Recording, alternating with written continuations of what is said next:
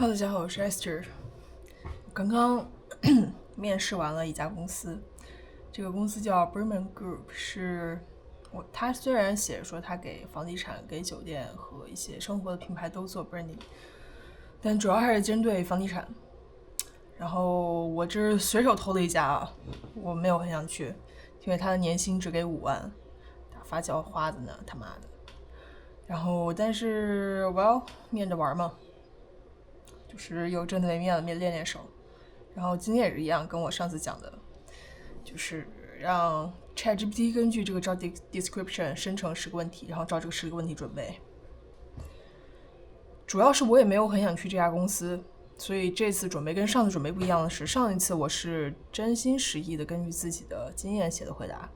这一次我有些不太好，大部分我都让 ChatGPT 先给我写个标准答案出来，然后我从上面抠一些关键字，再把一些我能加入我的点的地方再加入进去，大概就这样了。然后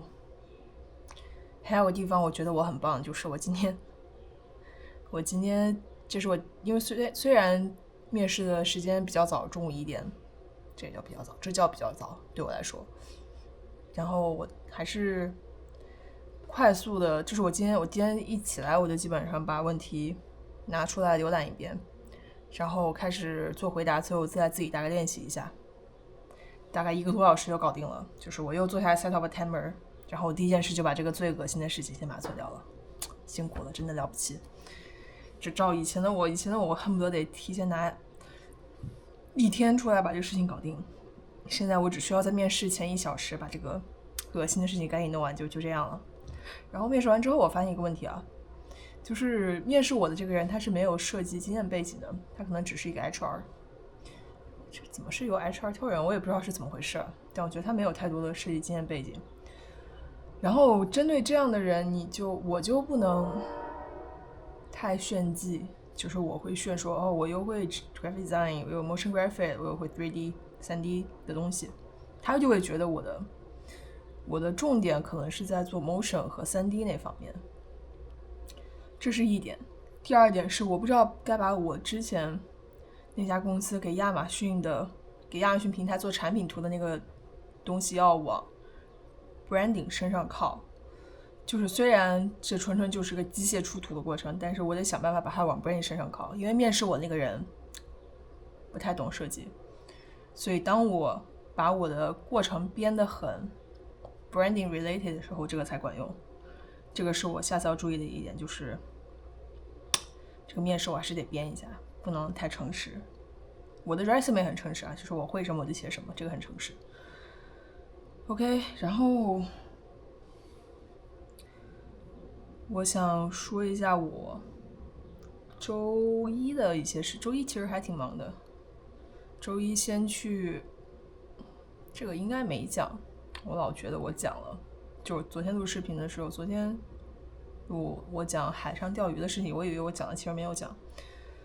就是我这几天感觉我第2颗根管做了根管的那个牙，咬合下去的时候会有一点感觉，就特别是我躺在那儿睡觉，一翻身，我就会感觉血液从新流进了这个牙齿里，这个感觉我就感觉不太对。因为根管来说，你的神经被取消了，你照理应该什么都感觉不到，但是现在开始有感觉的，说明可能发炎了。但是虽然我预约了一个全套流程的检查，我一开始还觉得有点过呀，因为预约的那一天跟检查那天隔了好几天，他情况也没有恶化，这个牙就稍有感觉的还是那一颗牙冠里面有感觉，我的牙龈并没有感觉。之前比较严重的这一颗根管牙2次治疗的时候是牙龈上肿了一个大脓包，那是很严重了，这次就没有那么严重，我就想说要不算了，就是那一套全套保险，包括拍完 X 照片，再之后再给我做一个3D 的环头骨的扫描，我觉得没必要，200多刀位就这么一个检查。我自己给自己医诊呢，大概就是让医生给我开点抗生素吃，可能就好了，管他呢。但我还是约了之后，因为听了价格之后又有点后悔，因为他也没有特别严重，我感觉。然后我还是去了之后发现我做的决定是正确的。牙医诊所是这样，有专门就是大概负责洗牙补牙这种普通的流程，然后也有专门负责就是专门叫牙龈师的吧，负责这种像根管这种比较高级的手术的流程。然后我之前去的那家也能做根管，但是做不了根管的2次治疗。我本来想找比较 low 的那一家，他们随便给我开点抗生素算了。但我觉得，就是万一这边觉得有问题，把我派到这边高级的这边来，我岂不是要花两次钱？那我还不如就直接把最高级的这一套这个流程给做了，让他给我检查一下。一检查，结果发现确实里面根管又发炎了。然后这次因为没有医保，要花2000刀，又花2000刀做这个，就是把新的安上去的人工牙冠再钻开，再往里捅那个消炎的东西，捅药，然后再把那个根管塞进去。哇，就是又花钱又受罪。但我觉得一开始过来花这个200刀做这个检查是非常正确的决定，即便后来我的逻辑告诉我说 You don't have to do this $200 fucking dollars， 我他妈200块钱我做啥不好，我要过来检查这个根管。但最后证明说是对的，里面确实发炎了。今天还有一点想分享是，我在那个等药的时候，我在玩那个黄金矿工那个游戏，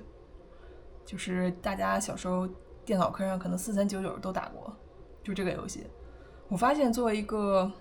就是转换心态看这个游戏的一个方法是，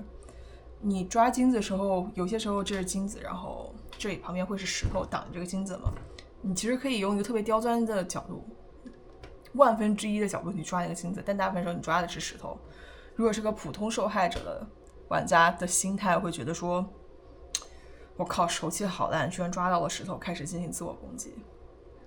但我当时用一个特别好的心态去玩这个游戏的时候，我发现这个关卡确实是你要把石头清理开，里面的宝藏才会露出来。这个时候我会觉得，哦，好在我把这些石头清理开了，我可以集中注意力去把金子跟钻石全都抓住。我觉得这就是一个非常好的区别，就是一个过去受害者的自我跟一个丰盛自信的自己在玩这个4399小游戏的时候的心态上的差别。我觉得今天这个垃圾的面试大概也就是我抓到金子之前挡在那个石头吧。我不会觉得说，哎呀，这个表现面试好像不太好，好像没有根据这个不懂面试不懂设计的人给他专门设计一个针对他的面试回答。我不会这么觉得，会觉得说，哦，我现在又多出了一个经验，该如何给这些过来面试设计师的非专业 HR 普及我是一个怎么样的设计师。不过无所谓了，就这家公司反正我也不是很想进，它就跟那个黄金矿工里头的一个石头一样不值钱，拿来练练手就好了。OK， 大概就是这样，谢谢大家 ，See you guys。